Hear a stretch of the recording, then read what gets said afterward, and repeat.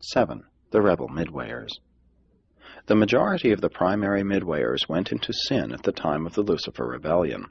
When the devastation of the planetary rebellion was reckoned up, among other losses it was discovered that of the original 50,000, 40,119 had joined the Caligastia secession.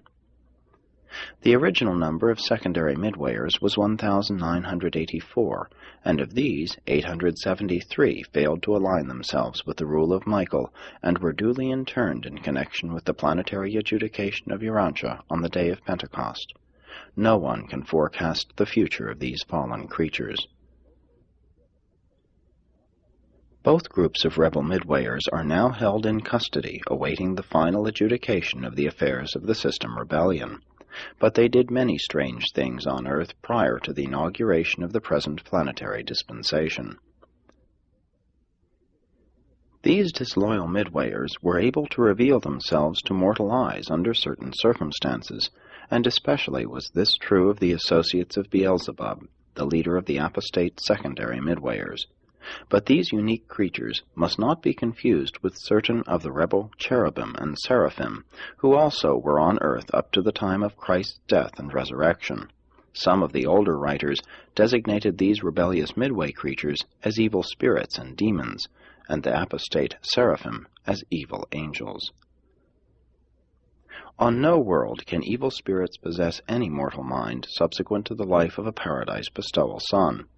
But before the days of Christ Michael on Urantia, before the universal coming of the thought adjusters and the pouring out of the Master's Spirit upon all flesh, these rebel Midwayers were actually able to influence the minds of certain inferior mortals and somewhat to control their actions.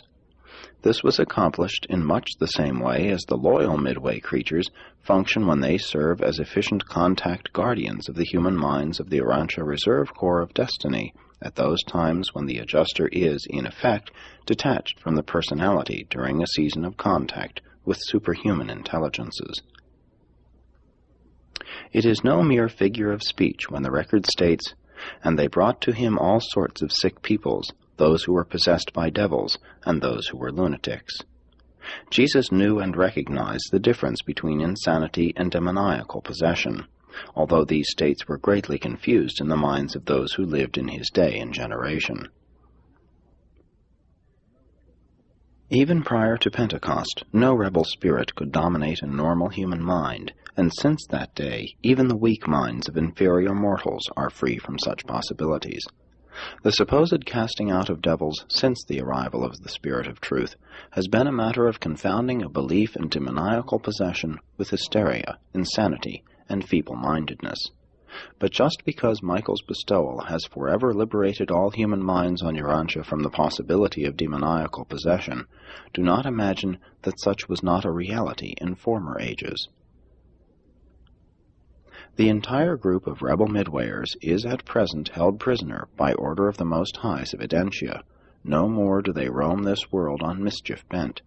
Regardless of the presence of the thought adjusters, the pouring out of the Spirit of Truth upon all flesh forever made it impossible for disloyal spirits of any sort or description ever again to invade even the most feeble of human minds. Since the day of Pentecost, there never again can be such a thing as demoniacal possession.